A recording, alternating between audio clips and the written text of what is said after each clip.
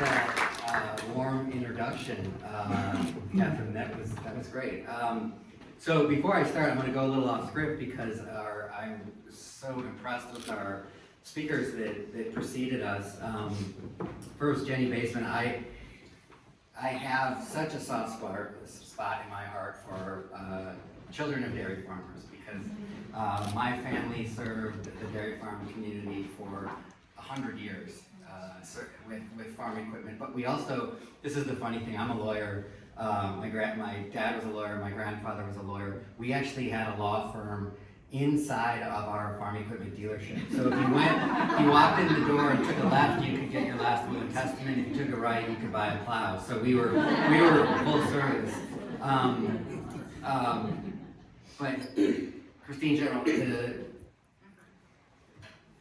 Ben's Chili Bowl. I was a congressional staffer in Washington, D.C., and I lived at 15th and U, which is about 5 or 6 blocks away from Ben's Chili Bowl, so it was a regular, and that brought back a lot of memories, a little bit of indigestion, but it's such an institution in D.C. And Michelle, one thing I should note, the Hoya Hops Brewing was a recipient of our Main Street award program, so congratulations to you. So I have a lot of connection, and I was very inspired by their stories. But it's an honor to be here today to talk about the state of small business in Wisconsin and what us at the WEDC are doing to create an opportunity where every small business has the opportunity to thrive. I made one mistake. I have to recognize my partner in crime, who you all know, Secretary Wendy Bauman. She needs no introduction, but it has been an honor to serve with her. She is a lightning rod and a great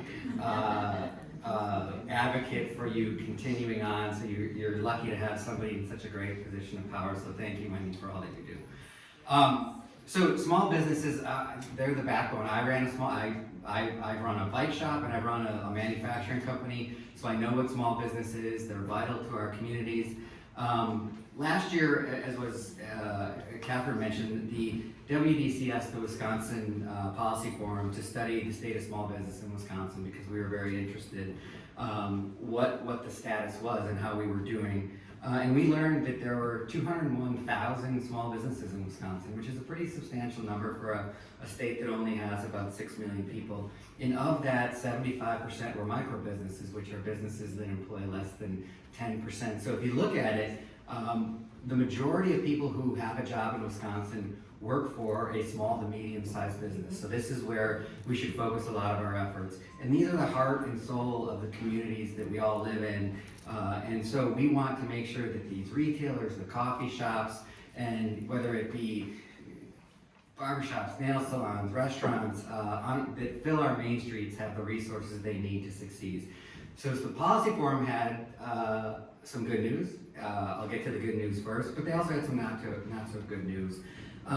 The startup rate we have in Wisconsin for our small businesses is high, and it's higher than the national average. But we also have a higher long-term business survival rate than our national peers, which is a very good thing. So we have a pretty stable environment for small business.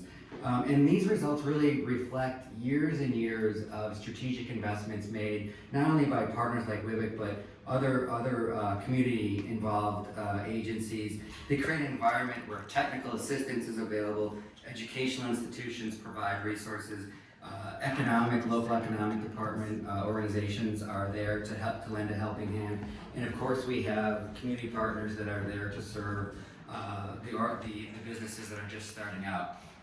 On the not so good side, which is a good, we need to hear constructive criticism so we can improve, but on the not so good side, the Policy Forum identified a common problem. And we all know it's very hard to start a small business, but the most difficult measure is to get that business to succeed to 5 years. That's sort of the mecca mark for having a successful small business. And the Policy Forum found that only 86% of businesses make it to their 5th birthday.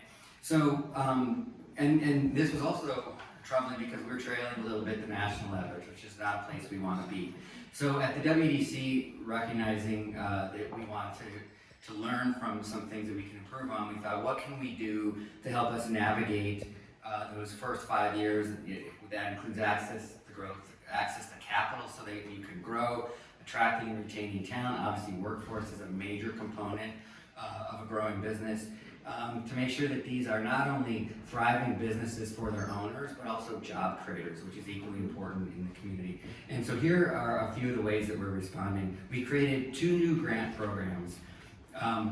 We deal a lot in acronyms in this world, but I'll say them and then maybe if I bounce back and forth, just bear with me.